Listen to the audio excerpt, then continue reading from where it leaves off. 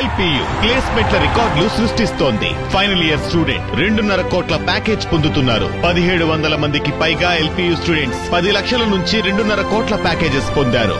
విద్యా విప్లవం ప్రారంభమైంది లవ్లీ ప్రొఫెషనల్ యూనివర్సిటీలో. స్టీల్ ప్లాంట్ కార్మిక సంఘాల నాయకులను గోస్ట్ నేతలంటూ టీడీపీ ఏపీ అధ్యక్షుడు పల్లా శ్రీనివాసరావు చేసిన వ్యాఖ్యలపై అఖిలపక్ష ప్రజా సంఘాల జేఏసీ నాయకులు మండిపడుతున్నారు. బాధ్యతాయుతమైన పదవిలో ఉండి ఉద్యమకారులను అవమానపరిచేలా నోటికొచ్చినట్లు మాట్లాడటం సరికాదన్నారు. వెంటనే పల్లా తన వ్యాఖ్యలను ఉపసంహరించుకొని క్షమాపణలు చెప్పాలని డిమాండ్ చేశారు. కార్మిక సంఘాల నాయకుల వల్ల స్టీల్ ప్లాంట్కు నష్టాలు రాలేదన్నారు. కూటమి నాయకులు స్టీల్ ప్లాంట్ ను కాపాడతామని చెప్పి మోసం చేయటం వల్లే నష్టాల్లో కూరుకుపోయిందన్నారు జేఏసీ నేతలు. దీనిపై మరింత సమాచారం మా ప్రతినిధి నాయుడు అందిస్తారు. టీడీపీ రాష్ట్ర అధ్యక్షుడు పల్లా శ్రీనివాసరావు స్టీల్ ప్లాంట్ కార్మిక సంఘాల నేతలను అవమానపరిచేలా మాట్లాడారు. కొంతమంది గోస్ట్ ఉద్యోగులు పని చేయకుండానే జీతాలు తీసుకుంటున్నారని, వీళ్ళ వలన స్టీల్ ప్లాంట్కి నష్టం వస్తుందంటూ కూడా ఆయన మాట్లాడారు. స్టీల్ ప్లాంట్ కార్మికుల మీద పల్లా శ్రీనివాస్ మాటలపై మనతో మాట్లాడేందుకు అఖిలపక్ష ప్రజా సంఘాల జేఏసీ నేతలు ఉన్నారు. పల్లా శ్రీనివాసరావు గారు ఒక గాజువాక ప్రాంతానికి, స్టీల్ ప్లాంట్ ఉన్న ప్రాంతానికి ఒక శాసనసభ్యులుగా ఉన్నారు.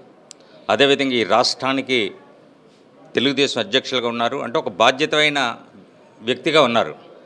అలాంటి వ్యక్తి స్టీల్ ప్లాంట్లు నష్టాలకు రావడానికి కారణం అంటే ఇప్పుడు సుమారు 30-40 సంవత్సరాల నుంచి స్టీల్ ప్లాంట్లు ఎప్పుడూ నష్టాలు లేదు.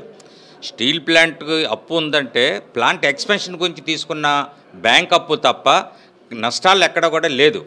ఎందువల్లంటే ఈవేళ ఉత్పత్తి మన ఆంధ్రప్రదేశ్లోనే కాకుండా భారతదేశంలోనే విశాఖ ఉక్కు అంటే ఒక పేరు ప్రతిష్టలు తెచ్చుకున్న దీనిగా విశాఖ ఉక్కు పరిశ్రమ ఉంది.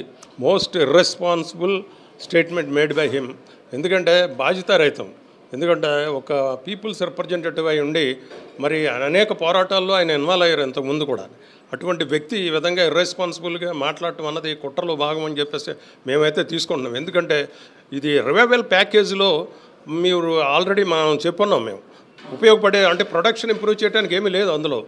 కానీ అందులో ప్రజలను మభ్యపెట్టడానికి ఇది ఒక కుట్రలో భాగం. అందులో ప్రధానంగా సెంట్రల్ గవర్నమెంట్ తీసుకున్న డెసిషన్ 2021-27 జనవరిలో తీసుకున్న డెసిషన్ ఏమైనా మార్చారా వీళ్ళు?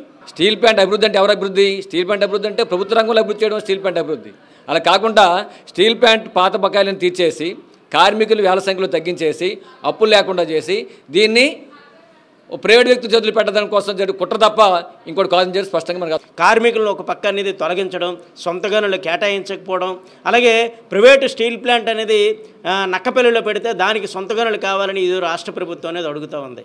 ఈరోజు అనేది ఎంత బాధ్యతారహితంగా ఆంధ్ర రాష్ట్రంలోనే భారీ పరిశ్రమగా ఉన్న విశాఖపట్నం స్టీల్ ప్లాంట్ను కాపాడుకోవడానికి రాష్ట్ర ప్రభుత్వం బాధ్యత లేదని మేము ఈరోజు ప్రశ్నిస్తూ ఉన్నాం. వెంటనే పల్లా శ్రీనివాస్ తన వ్యాఖ్యలు వెనక్కి తీసుకొని కార్మికులకు క్షమాపణ చెప్పాలని చెప్పి డిమాండ్ చేస్తున్నారు. మరి మన అప్పలరాజుతో నాయుడు, విశాఖపట్నం.